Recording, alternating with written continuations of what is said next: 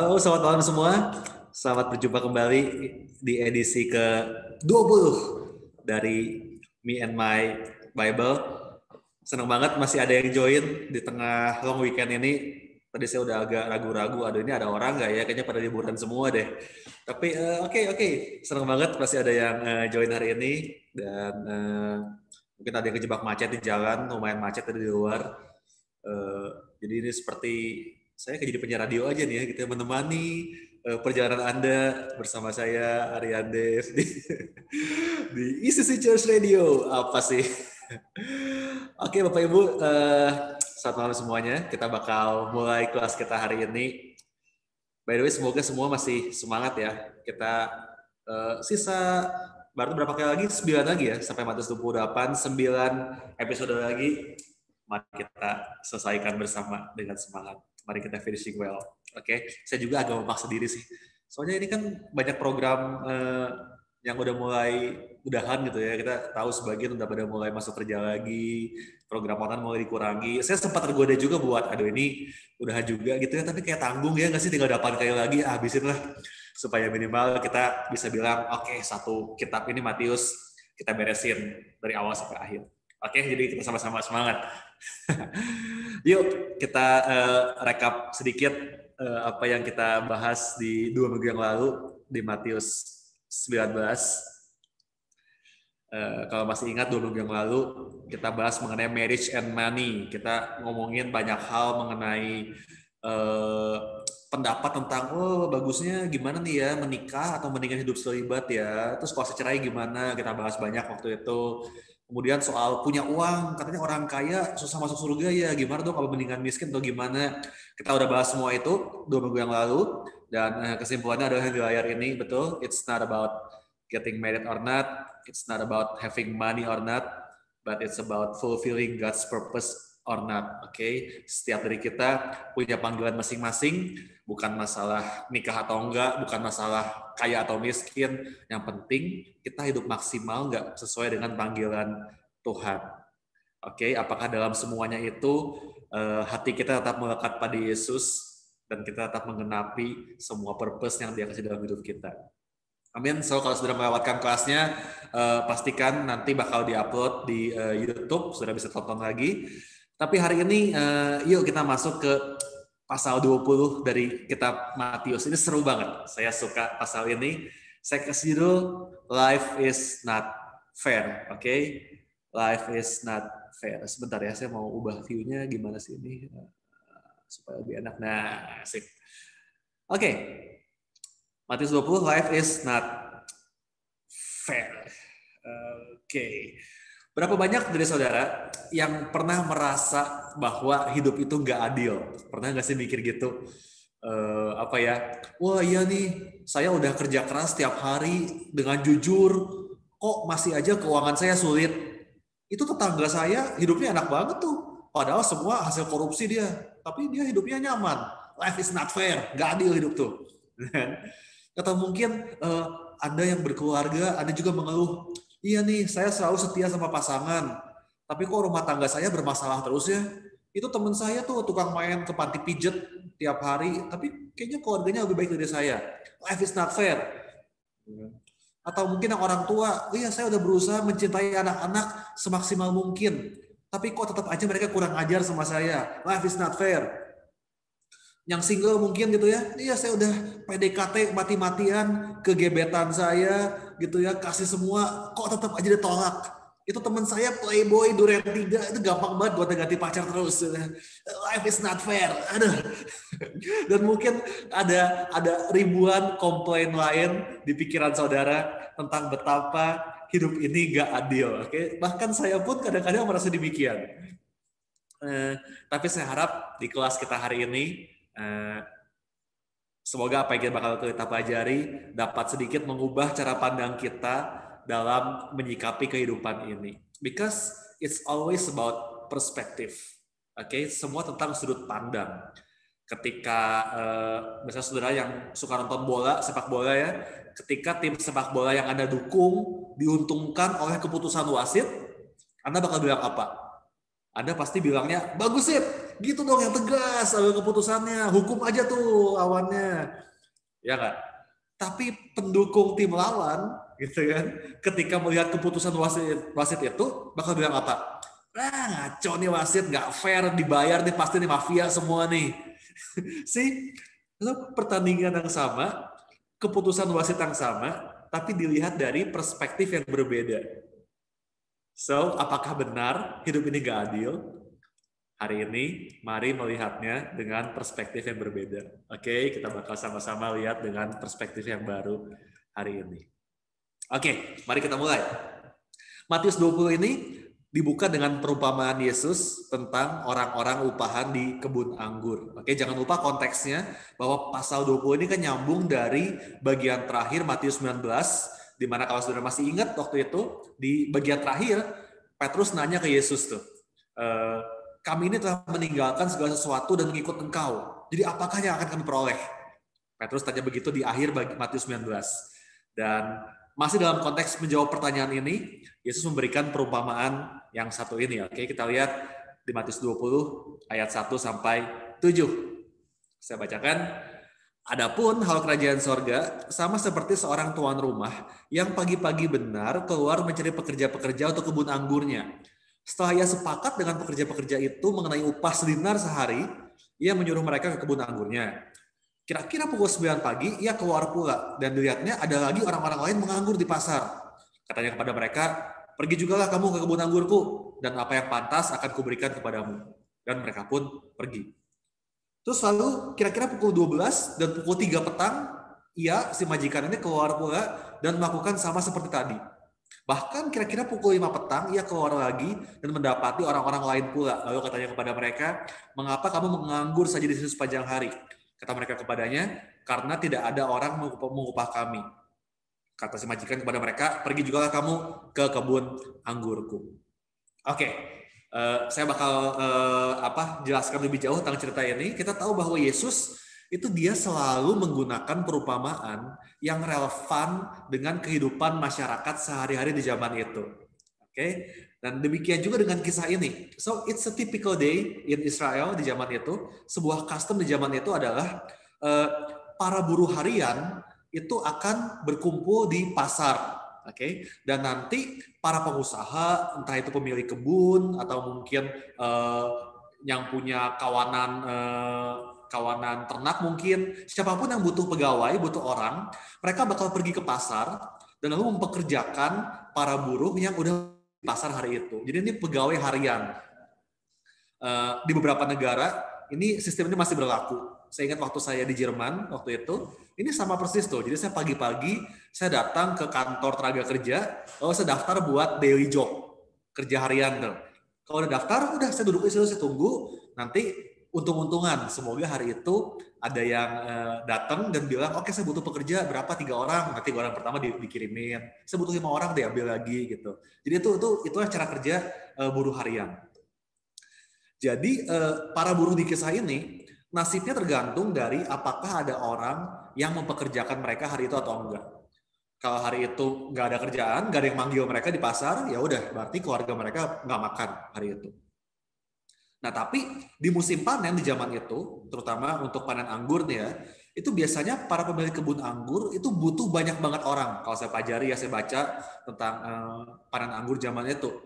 Karena kalau sampai turun hujan lebat, itu bisa-bisa hasil panen mereka tuh bakal rusak semua. Jadi ini berlomba dengan waktu. Mereka harus secepat mungkin memanen sebanyak mungkin hasil kebun anggur mereka.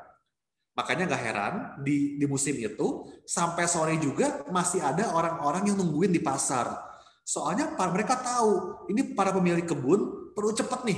Kalau ada orang yang bisa kerja meskipun cuma sejam, biarin, lumayan. Dalam sejam itu bisa panen lumayan banyak anggur. Pokoknya sebanyak mungkin yang bisa mereka panen, diselamatkan. Oke, jadi kondisinya seperti itu di situasi hari itu. Dan kita tahu di budaya Israel, satu hari kerja itu adalah dari jam 6 pagi sampai jam 6 sore ya, ingat ya. Jadi kalau dibilang satu hari satu malam, satu harinya itu adalah dari jam 6 pagi sampai jam 6 sore, kemudian satu malamnya itu adalah dari jam 6 sore sampai jam 6 pagi. Oke, hari mereka sendiri dihitung mulai dari malam, yang artinya jam 6 sore itu mulai hari yang baru, Mereka istirahat dulu, lalu di jam 6 pagi itu adalah mulai hari kerja sampai jam 6 sore. Nah, kemudian kita lihat di kisah ini kan dibilang tadi pagi-pagi benar, berarti jam 6 pagi nih ya. Si pemilik kebun ini udah ke marketplace nih. Dia datang ke pasar pagi-pagi buat cari orang. Jam 6 pagi saat daytime dimulai, dibilang dia udah ke pasar cari, oke, hari ini harus sebanyak mungkin sedapat orang buat panen kebun anggur saya. Nah, di ayat 2 dibilang si pemilik kebun ini sepakat dengan para pekerja untuk upah 1 dinar. Ini adalah upah yang wajar untuk kerja 1 hari penuh alias 12 jam ya tadi kan, dari jam 6 pagi sampai jam 6 sore itu digaji 1 dinar. Itu wajar banget.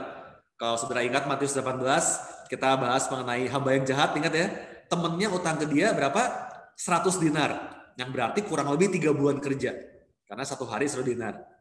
Oke, jadi ini upah yang wajar, 1 dinar buat 12 jam kerja. Nah kemudian sebagian orang diambil, dikirim ke kebun anggur. Kemudian jam 9 pagi si bos ini pergi lagi ke pasar. Dia cek lagi, ini masih ada nggak nih yang bisa bantuin gue nih di pasar? Oh masih ada, oke angkut berangkat ke kebun lagi. Terus jam 12 gitu lagi ke pasar lagi, masih ada orang lagi, angkut lagi. Jam 3 sore dia ke pasar lagi, ada lagi yang mau kerja? Ada, oke berangkat ke kebun saya semua.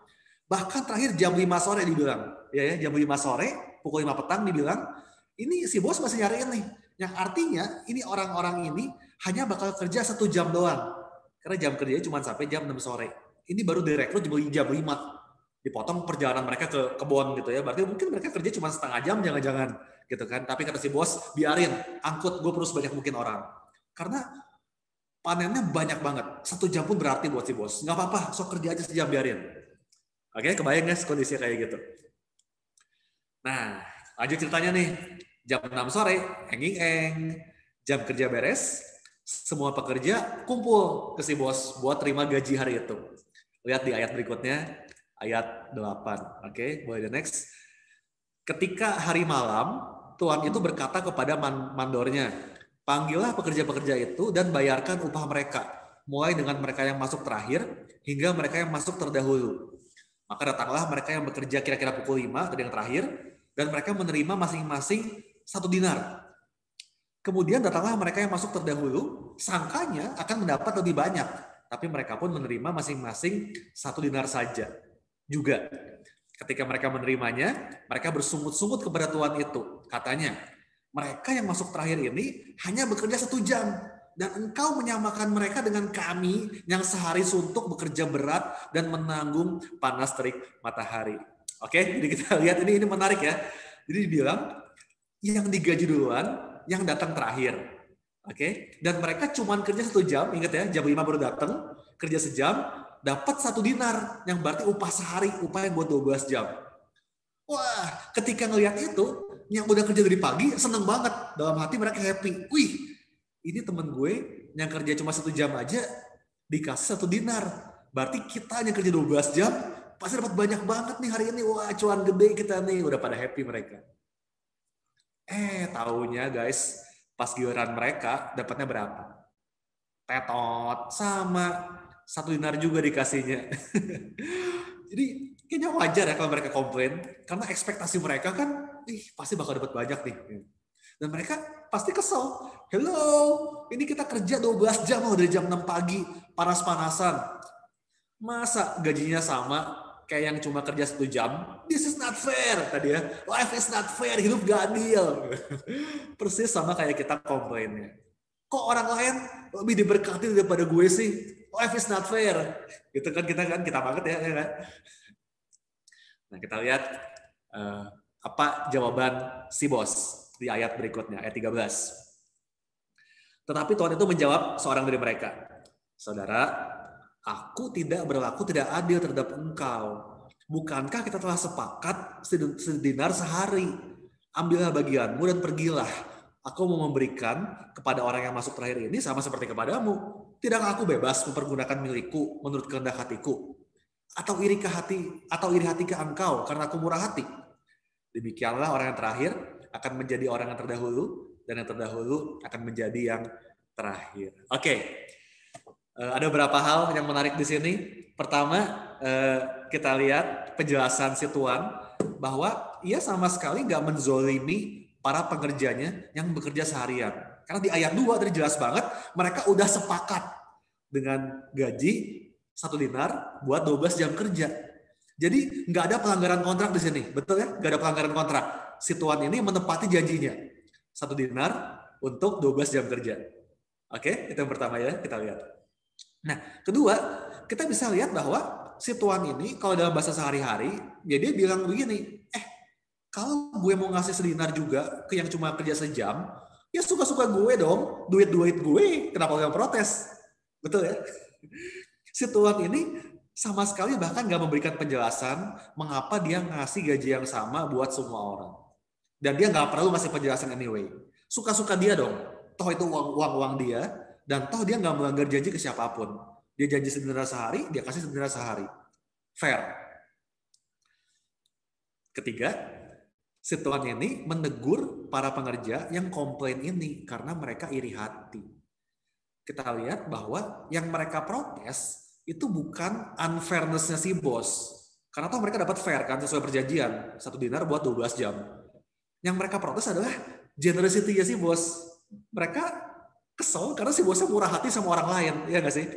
So it's true. When we are complaining about how life is not fair, actually we are not complaining about God's greed, but about God's grace. Ya nggak sih? Waktu kita bilang hidup itu nggak adil, kita tuh bukan lagi komplain bahwa Tuhan itu pelit, tapi kita lagi komplain bahwa Tuhan itu murah hati sebenarnya. Jadi the whole parable ini, seluruh perumpamaan ini adalah tentang grace in God's kingdom.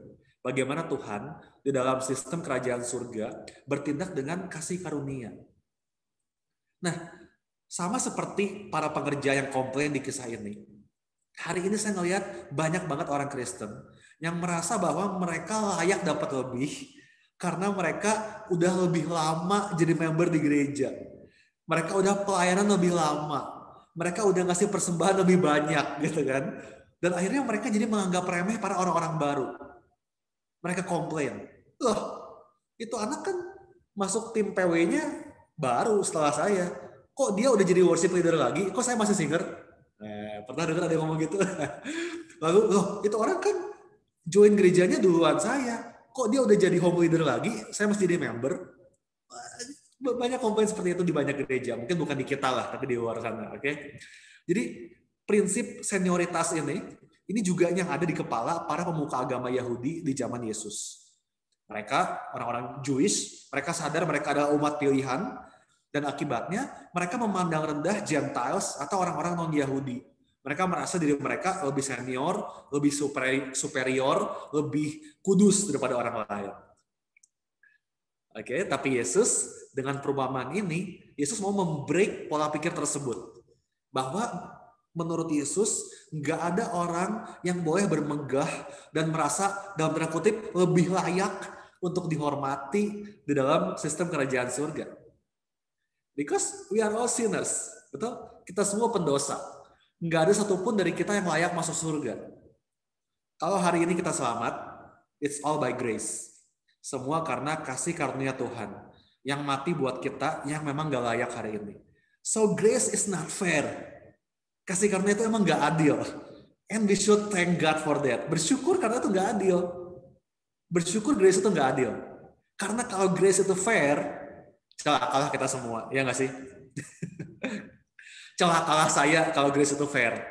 Dengan semua masa lalu saya yang kelam, saya yang dulunya tukang dugem, tukang mabok, tukang judi, pemakai narkoba, tukang main cewek ini gitu ya. Kalau dilihat dari masa lalu saya sama sekali nggak qualified buat jadi pastor hari ini. Jangan jadi pastor deh, buat masuk surga juga boro-boro, nggak pantas. I deserve hell, saya layak ke neraka. Saya nggak pantas jadi pemimpin, saya nggak pantas punya keluarga yang bahagia, saya nggak pantas punya bisnis yang diberkati. But today, kalau saya bisa ada di titik ini, it's all by grace. Itu semua berkat grace yang unfair itu. Untung grace itu unfair. Sehingga kita mendapatkan apa yang sebetulnya sama sekali nggak layak kita terima. Saya ingat ada kisah tentang seorang tua ateis. Dia menerima Yesus beberapa menit sebelum dia meninggal. Udah sakit parah, di rumah sakit, diranjang. Dia didatengin sama pendeta, dan akhirnya dia terima Yesus. Dia terima Yesus, akhir baru, dan beberapa menit kemudian, dia meninggal karena kanker. Kata-kata terakhirnya, sebelum dia meninggal, dia bilang apa? Dia teriak, dia bilang, life is unfair, praise God. Hidup itu nggak adil, puji Tuhan. Karena kalau hidup itu adil, dia seumur hidup nggak percaya Tuhan loh, harusnya ke neraka. Tapi di last minute, dia terima Yesus, dan dia tahu dia bakal ke surga. Sama seperti penjahat yang disalib di samping Yesus, ingat? He was saved last minute. That's not fair, betul? Dia bandit sepanjang hidupnya, tapi di detik terakhir sebelum mati, Yesus bilang, hari ini juga kamu akan bersama dengan aku ke Firdaus. That's not fair. Grace is unfair, betul? And praise God for that. Saudara, dalam kerajaan surga, nggak ada istilah engkau datang terlalu cepat atau terlalu lambat. Sebagian dari engkau mungkin dari kecil udah kenal Tuhan. Sebagian mungkin kenal Tuhan saat engkau sekolah atau kuliah di Jangkau di The Bridge mungkin. Sebagian engkau mungkin baru benar-benar kenal Yesus di masa tuamu, di komunitas senior barangkali. It doesn't matter, nggak masalah. Yang penting engkau udah terima Yesus sekarang. Kita semua punya tiket yang sama ke surga. Dan kalau engkau belum pernah terima Yesus, kalau engkau masih nggak yakin ke surga atau enggak, saya mau bilang it's not too late for you. Sama seperti orang ateis tadi, sama seperti penjahat di samping Yesus. Kalau engkau masih hidup, maka engkau bisa dapat tiket yang sama juga. So, kalau dari saudara ada yang merasa belum yakin bakal ke surga kalau meninggal nanti, setelah kelas ini, saudara boleh DM saya di Instagram, message saya aja, I will pray for you, dan mari kita pastikan tiket Anda hari ini. Oke, jangan tunda-tunda lagi, karena kita nggak tahu berapa lama lagi usia kita. Oke, mari hari ini pastikan Anda semua punya tiket buat ke surga. Amin, amin. So, sekali lagi ini pelajaran buat kita semua. Mari stop mengeluh dan bilang bahwa life is unfair, hidup itu nggak adil. Emang benar, hidup emang nggak adil. Kalau hidup itu adil, kalau grace itu adil, kita semua celaka. Bersyukurlah, karena hidup kita bukan berdasarkan usaha kita, melainkan kasih karunia Tuhan. Grace is not fair. Thank God for that. Inilah perspektif baru yang harus kita punya dalam hidup. Jadi kita nggak akan mengeluh, kita nggak akan banyak komplain. Kita nggak bakal menuntut explanation dari Tuhan. Why Lord, why? Kenapa begini? Kita nggak akan sirik waktu lihat orang lain diberkati. Enggak. Kita bakal bersyukur tiap hari karena kita sadar apa yang kita terima hari ini udah jauh lebih banyak dari apa yang layak kita terima seharusnya. Grace is not fair. Thank God for that. Amin. Puji Tuhan, bersyukur hari ini bahwa grace is not fair. Karena kasih karunia Tuhan, kita terima apa yang kita punya hari ini. Amin. Semoga ini memberikan pencerahan buat saudara. Saya minum kopi dulu.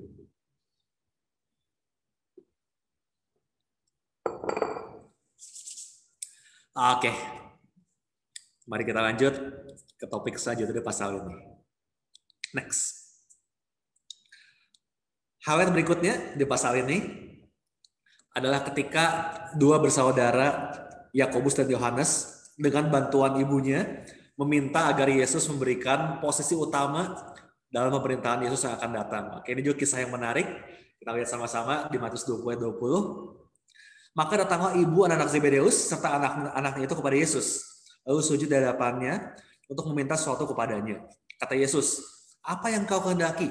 Jawabnya, "Berilah perintah supaya kedua anakku ini boleh duduk kelak di dalam kerajaanmu, yang seorang di sebelah kananmu dan yang seorang lagi di sebelah kirimu." Oke, nah saya mengadakan sedikit research tentang siapa keluarga Zebedeus ini. Oke, let's meet the Zebedee. Ini keluarga yang sangat unik. Kok saya sempat mikir, kok berani-beraninya si ibu ini dan anak-anaknya tentunya minta posisi ke Yesus, pengen duduk sebelah kanan sama sebelah kiri. Kok berani-beraninya ya? Siapa mereka ini? Oke, jadi saya pelajari tentang keluarga Zebedeus.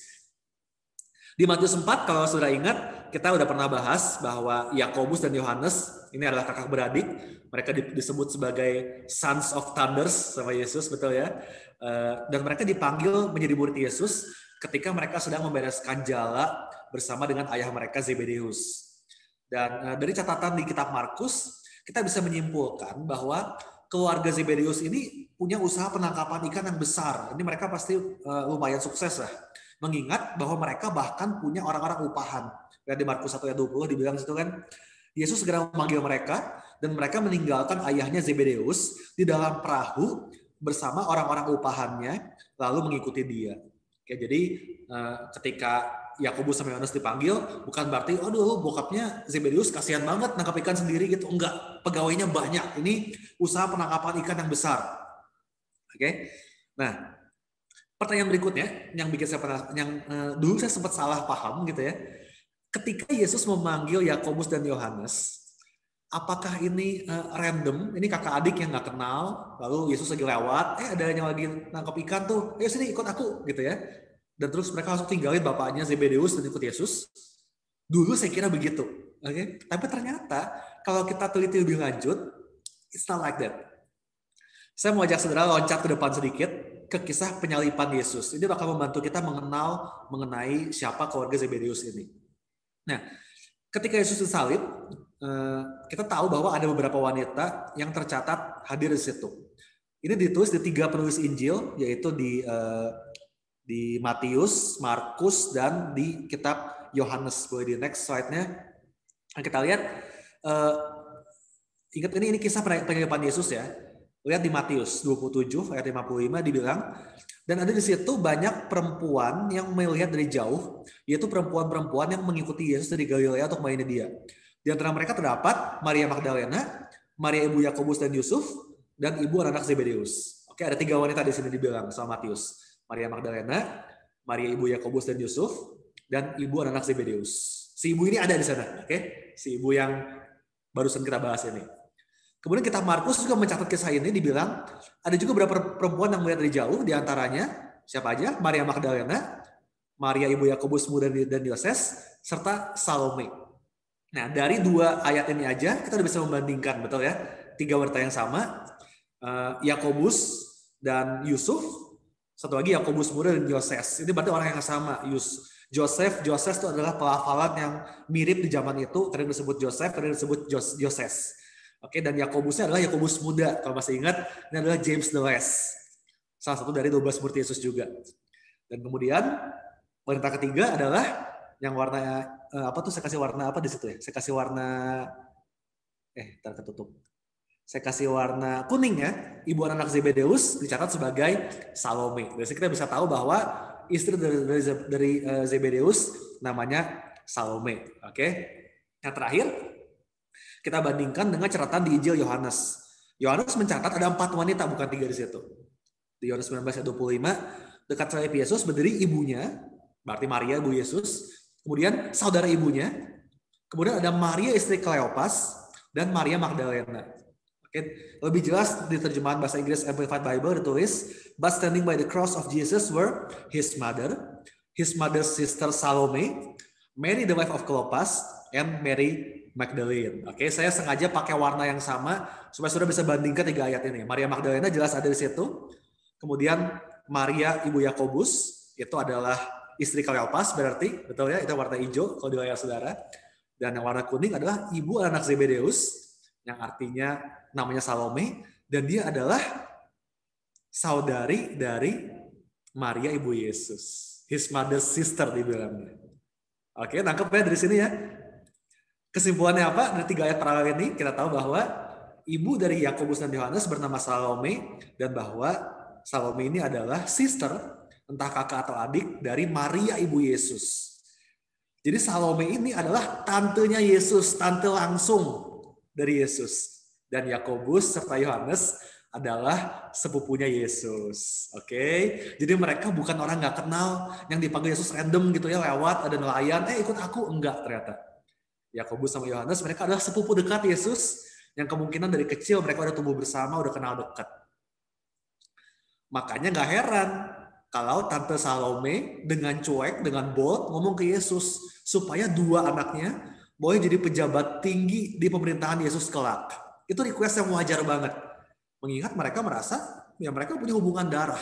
Mereka adalah keluarga kerajaan, royal blood, ya nggak sih? Bahkan kalau kita tahu Yohanes menyebut diri sebagai murid yang dikasihi Yesus, ya mungkin karena emang dari kecil mereka udah deket banget. Dan Yohanes selalu melihat Yesus sebagai big bro-nya, yang selalu jagain dia, selalu lindungi dia dari kecil. Oke, jadi kebayang sekarang ya hubungan Yesus sama keluarga Zebedeus itu deket banget. Karena ibunya mereka tuh kakak adik. Sepupu deket banget. Sip, ini latar background-nya ada kebayang ya, background keluarga. Next. Nah, kita lihat Yesus nggak marah, tantenya ini minta-minta hal seperti itu. Karena Yesus sadar secara duniawi, ini permintaan yang wajar. Nah, apa jawaban Yesus? Lihat di Matius 20-22. Tapi Yesus menjawab katanya, kamu tidak tahu apa yang kamu minta. Dapatkah kamu minum cawan yang harus kuminum? Kata mereka kepadanya, Yakobus sama Yohanes bilang, kami dapat. Yesus berkata kepada mereka, cawanku memang akan kamu minum, tetapi hal duduk di sebelah kananku atau di sebelah kiriku, aku tidak berhak memberikannya. Itu akan diberikan kepada orang bagi siapa Bapakku telah menyediakannya. Oke. Nah, ini juga mungkin ada beberapa yang bingung, apa maksud Yesus di sini? Cawan apa yang harus Yesus minum? Oke, kenapa cawan? Cawan apa sih yang harus diminum memangnya? Well, cawan itu adalah istilah yang selalu, kalau sudah lihat konsisten, selalu Yesus gunakan untuk menggambarkan penderitaan yang harus ia jalani. Ingat doa Yesus di Taman Getsemani sebelum dia disalib, dia bilang apa? Di Markus 26, saya tulis di layar saudara, Yesus maju sedikit lalu berdoa katanya, ya Bapakku, jikalau sekiranya mungkin, biarlah apa? Cawan ini berlalu daripadaku. Tapi janganlah seperti yang ku kehendaki, melainkan seperti yang engkau kehendaki. So cawan selalu bicara mengenai penderitaan. It's a cup of suffering. Ketika Yesus bertanya, dapatkah kamu minum cawan yang harus kuminum? Sebenarnya Yesus lagi bertanya, apakah kamu siap untuk menderita seperti aku akan menderita? Itu pertanyaan Yesus. Dan Yakobus Yohanes bilang, kami dapat, kami siap. So Bapak Ibu teman-teman semua, dalam kita mengikuti Yesus sebagai orang Kristen ya, ini akan ada banyak penderitaan. Jangan berpikir bahwa ikut Tuhan itu all about the blessing. Hidup selalu penuh kelimpahan tanpa ada masalah. No. We will have both. Oke, dan gereja saya percaya harus balance dalam mengajarkan kedua hal ini. Soalnya ada ekstrim yang satu gitu ya, yang kalau di gereja khotbahnya selalu soal penderitaan, gitu, penderitaan terus. Wah, ikut Yesus itu harus miskin, jangan punya barang-barang mewah, duniawi itu semua duniawi, uang itu jahat. Ada yang gitu banget kan? Tapi ada juga yang ekstrim satunya. Wah, khotbahnya selalu soal berkat pokoknya. Ikut Yesus selalu makmur. Kalau hidup susah, berarti ada yang salah, lu pasti berdosa, lu harusnya kita kaya raya kalau ikut Yesus. Enggak gitu juga. Kita harus balance, oke? Balance is the key to life. Firman Tuhan mencatat bahwa ya, Yesus datang supaya kita punya hidup dalam kelimpahan. Ia yang kaya jadi miskin supaya kita bisa jadi kaya, itu betul. Tapi firman Tuhan juga mencatat bahwa dalam dunia ini kita akan mengalami penganiayaan. Dan bahwa barang siapa mau ikut Yesus harus memikul salib. So we will have both. Kita bakal dapat dua-duanya. Baik berkat maupun aniaya adalah bagian dari journey kita sebagai orang Kristen. Nah, sayangnya bagian diberkatinya semua orang pengen jelas gitu ya. Tapi gimana dengan bagian menderitanya? Will you drink that cup? Maukah engkau meminum cawan itu? Dan penderitaan dalam mengikuti Yesus itu bentuknya bisa berbeda-beda, nggak sama buat semua orang. Balik ke kisah ini, Yakobus sama Yohanes. Mereka bilang ketika ditanya, Yesus tanya kan, kalian siap buat minum cawan penderitaan ini? Mereka jawab dengan mantap, kami dapat, kami siap. Dan betul, dua-duanya akhirnya mengalami kesengsaraan karena Kristus, tapi dengan cara yang sangat berbeda. Yakobus, kalau saudara tahu, Yakobus adalah martir pertama dari 12 rasul. Jadi dari 12 murid Yesus, ini Yakobus yang pertama mati. Itu ada di Kisah Rasul 12 ayat 1 sampai 2. Saudara catat aja, nggak ada di layar. Saudara boleh catat Kisah Rasul 12 ayat 1 sampai 2 itu menceritakan bagaimana Yakobus itu mati dibunuh oleh Raja Herodes dengan pedang. Oke. Jadi dia martir pertama dari 12 rasul.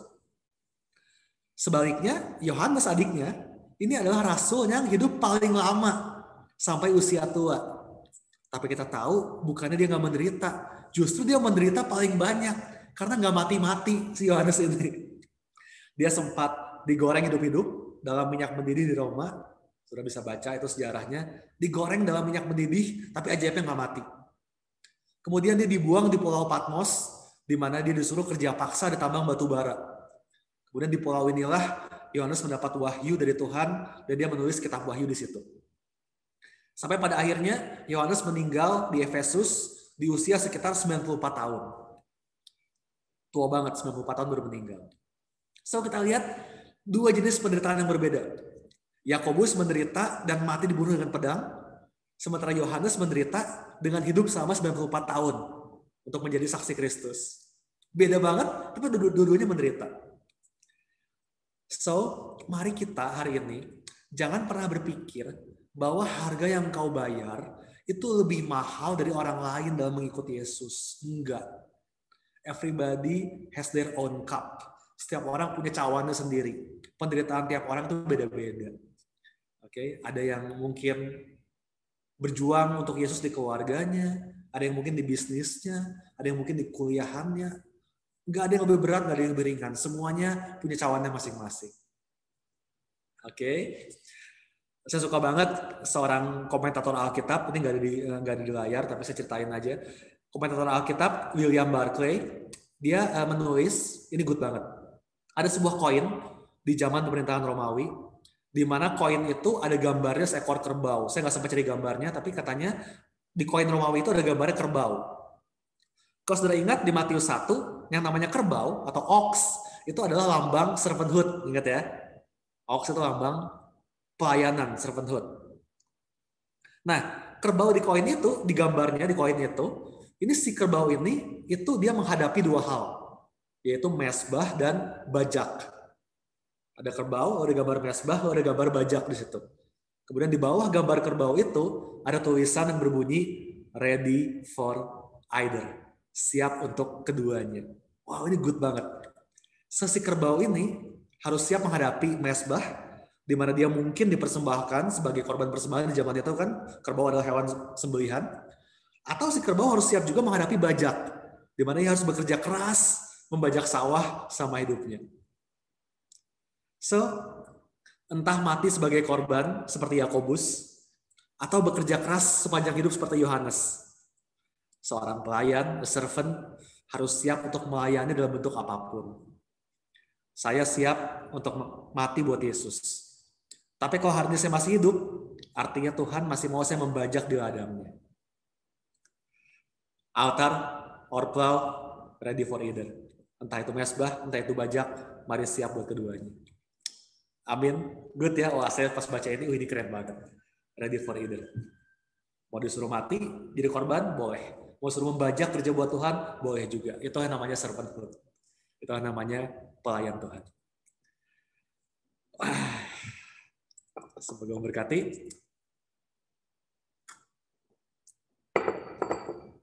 Terakhir. Kita akan masuk ke kisah ketiga di pasal ini. Kisah terakhir di pasal 20. Ini adalah kisah Yesus menyembuhkan dua orang buta. It's also a very beautiful story. Kisah yang indah banget. Matius 20 ayat 29 sampai 33. Dan ketika Yesus dan murid-muridnya keluar dari Yeriko, orang banyak berbondong-bondong mengikuti dia. Ada dua orang buta yang duduk di pinggir jalan mendengar bahwa Yesus lewat. Lalu mereka berseru, "Tuhan, anak Daud, kasihanilah kami."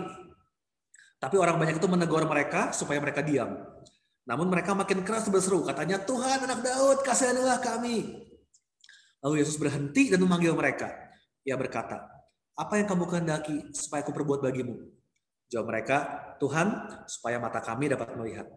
Maka tergerak hati Yesus oleh belas kasihan, lalu ia menjamah mata mereka, dan seketika itu juga mereka melihat lalu mengikuti dia. So, kita lihat ada 3 hal yang bisa kita pelajari dari dua orang buta ini dalam berdoa. It's very simple, tapi bagus banget buat prinsip kita dalam berdoa. Yang pertama, be responsive. Mari responsif kalau berdoa. Cepat, spontan, langsung gitu. Dua orang buta ini nggak mau melewatkan kesempatan, ya nggak sih? Mereka dengar Yesus lewat, dan mereka sadar bahwa it's now or never nih. Ini peluang ini belum tentu datang lagi nih. Nggak tahu kapan lagi Yesus lewat nih. Jadi begitu mereka dengar Yesus lewat, they want to seize the opportunity. Dengan segera mereka berseru, Tuhan anak Daud, kasihanilah kami. Nah, apakah dalam keseharian kita, doa selalu menjadi respon pertama kita? Is prayer our first priority or our last resort? Apakah kita langsung berdoa dengan spontan, cepat seperti orang buta ini? Atau nanti kalau udah kepepet banget gitu, udah nggak tahu siapa lagi bisa tolong, baru berdoa, Tuhan tolong, Tuhan tolong. Nah, mari selalu jadikan doa sebagai respon pertama kita yang spontan. Kalau ada peluang buat berdoa, langsung berdoa. Oke, hal sekecil apapun, nggak ada doa yang terlalu kecil. Oke, buat Tuhan nggak ada yang terlalu kecil buat kita minta. Begitu ada kesempatan berdoa, langsung berdoa. Be responsive. Yang pertama kita belajar dari si orang buta ini. Hal yang kedua yang saya lihat, be unstoppable. Dua orang buta ini nggak peduli ketika orang lain suruh mereka diam. Bahkan ketika ditegur suruh diam, mereka teriak makin kencang, dibilang mereka makin keras berseru, Tuhan anak Daud kasihanilah kami. Makin kencang teriaknya. Nah, gimana dengan kita? Waktu orang lain menyuruh kita diam, orang lain bilang, ngapain itu doa-doa percuma, situasi lu udah parah, udah gak bisa itu, udah lu terima nasib aja. Atau mungkin bukan orang lain, mungkin suara di kepala kita sendiri yang menyuruh kita diam. Atau mungkin situasi di luar yang berkata, udah percuma lu doa, lu udah nasib lu, emang lu kayak gini udah gak bisa apa-apa lagi, udah mustahil, penyakit lu gak mungkin sembuh, utang lu gak mungkin lunas, keluarga lu gak mungkin pulih. Ketika banyak suara yang menyuruh kita buat berhenti berdoa, apakah kita akan tetap berdoa, bahkan berdoa lebih keras seperti orang buta ini? Let's be unstoppable. Apapun yang dunia bilang, mari tetap berdoa dengan keras, berseru pada Tuhan. Amin. Itu yang kedua, be unstoppable. Dan yang ketiga, saya belajar di kisah ini adalah be grateful. Yang luar biasa kan dibilang, ini di ayat 34, seketika itu juga mereka melihat, lalu apa? Lalu pergi gitu. Mereka langsung jalan-jalan ke bioskop, bisa melihat. Enggak ya, langsung mereka mengikuti Yesus. Ini yang luar biasa. Waktu Yesus menyembuhkan mereka, langsung mereka mengikuti Yesus. Nah kita, kan seringkali kita pengennya berkatnya doang gitu kan. Pas lagi butuh, iya, rajin ke gereja, homesale datang terus, doa tiap hari. Begitu doa udah dijawab, bye-bye Jesus. See you on my next request gitu kan. Dah Yesus, sampai ketemu di permohonanku yang berikut. Hello. Tuhan itu bukan mesin ATM kita yang cuma buat narik duit doang, Bapak Ibu, Saudara. Oke. Nah, mari bersikap seperti dua orang buta ini. Setelah mereka mendapatkan apa yang mereka minta, mereka nggak langsung pergi. Mereka mengikuti Yesus. Mereka bukan sekedar mengejar berkat, mereka mengejar Sang Pemberi berkat. Oke, so itu 3 sikap yang I think kita perlu belajar dalam kita berdoa. Be responsive, be unstoppable, be grateful. Itu kita belajar dari 3 orang buta ini. Good? Terakhir, ini good banget yang terakhir, yang saya belajar dari kisah ini. Kita tahu bahwa Yesus, ini dia lagi dalam perjalanan menuju kota terakhirnya, yaitu Yerusalem. Dari Yeriko ke Yerusalem, di mana dia bakal diadili dan mati di sana. So he was on the last part of his mission on earth. Kebayang perasaan Yesus ya. Dia tahu bahwa bentar lagi dia bakal mati. Dan kalau saya jadi Yesus, saya pasti berpikir, just be done with it. Cepetan beresin lah, udah gue harus mati ya matilah biar cepet. Udah gue udah capek menderita tiap hari. Saya pasti nggak mau lagi mikirin hal lain. Tapi ayat 23 nih good banget. Dibilang di ayat ayat berapa tadi? Ayat 32, sorry. Ayat 32 bilang Yesus berhenti. Ketika orang buta ini berseru, Yesus berhenti dan memanggil mereka. Saya teringat doa Yosua ketika dia berperang melawan orang Amori. Ingat ya di Yosua 10, waktu itu Yosua memimpin bangsa Israel perang melawan orang Amori, dan Yosua berdoa supaya matahari berhenti bergerak. Dan hasilnya dibilang, atau ada ayatnya di layar, saya tulis Yosua 10 ayat 13. So the sun stood still and the moon stopped till the people had revenge upon their enemies. Matahari berhenti. Sama seperti di kisah ini. Matius 20:23. So Jesus stood still and called them and said, "What do you want me to do for you?" Wow, sudah lihat? When Joshua prayed, the sun stood still. When the blind man prayed, the sun, Yesus sang anak Allah, itu juga berhenti. That's how powerful your prayer is. Doamu menghentikan matahari. Doamu menghentikan Yesus yang dalam perjalanan menuju Golgota. So jangan pernah meremehkan kuasa sebuah doa. Saat kau berdoa, Tuhan mendengar, Tuhan peduli, bahkan Tuhan mengambil waktu untuk berhenti dan menjawab doamu. The sun stood still to answer your prayer. Wow, this is powerful. Your prayer is powerful. Wah, sudah belajar something hari ini? Mau berdoa lebih banyak lagi? Karena doamu gak sia-sia, saya percaya banget. Tuhan mendengarkan doamu. Apapun yang dunia bilang, mari tetap responsif, berdoa dengan terus-menerus, unstoppable, dan mari grateful dengan apa yang Tuhan kasih. His grace is more than enough for us. Amin. That's it for today. Mari kita berdoa. Tuhan Yesus, kami mengucap syukur buat pelajaran hari ini. Thank you buat begitu banyak revelation yang kami boleh sama-sama belajar tentang grace-nya Tuhan, tentang kasih karunia Tuhan. Ketika hidup kami kerasa nggak adil, kami berdoa biar kami boleh melihat dengan perspektifnya Tuhan. Kami boleh mensyukuri grace-nya Tuhan yang udah jauh melebihi apa yang layak kami terima. Biar kami gak sirik waktu lihat orang lain, kami gak mengeluh waktu melihat orang lain diberkati. No, kami bersyukur. Karena hidup kami pun adalah kasih karunia. Kami menerima kebaikan Tuhan begitu banyak, lebih dari yang kami pantas buat terima. Kami berdoa juga Tuhan buat setiap cawan yang harus kami lewati dalam kehidupan ini. Hamba berdoa buat setiap Bapak, Ibu, Saudaraku yang mungkin hari ini sedang melewati cawan dalam hidupnya. The cup of suffering. Mungkin di keluarga mereka, mungkin di bisnis mereka, di pekerjaan mereka, mungkin dalam hubungan mereka, mungkin dalam kesehatan mereka, apapun cawan yang mereka sedang lewati hari ini. Aku berdoa supaya ada kasih karunia Tuhan yang melimpah buat mereka. Mereka bisa dengan kuat kekuatan dari Tuhan tercurah atas mereka, mereka mampu melewatinya. God will bring them through everything. Tuhan yang bawa mereka melewati setiap cawan itu. Dan dalam semuanya itu Tuhan, kami mau terus menjadi orang-orang yang berdoa. Doa menjadi respon pertama kami. Ketika kami ada masalah, ketika kami ada berkat, doa selalu jadi hal pertama yang kami ucapkan buat Tuhan. Kami tak berdoa apapun situasinya, apapun yang dunia bilang, apapun yang keadaan bilang, bahwa semuanya kayaknya susah, semuanya kayaknya nggak mungkin. But we will be unstoppable. Kami bakal tetap berdoa. Kami mau bersyukur, mengejar Sang Pemberi berkat, lebih daripada kami mengejar berkat Tuhan. Kami tahu bahwa doa kami nggak pernah sia-sia, doa kami powerful, doa kami bisa menghentikan matahari, doa kami membuat Yesus berhenti dan mendengarkan. Karena Yesus rindu buat mendengarkan kami, bercakap-cakap dengan kami.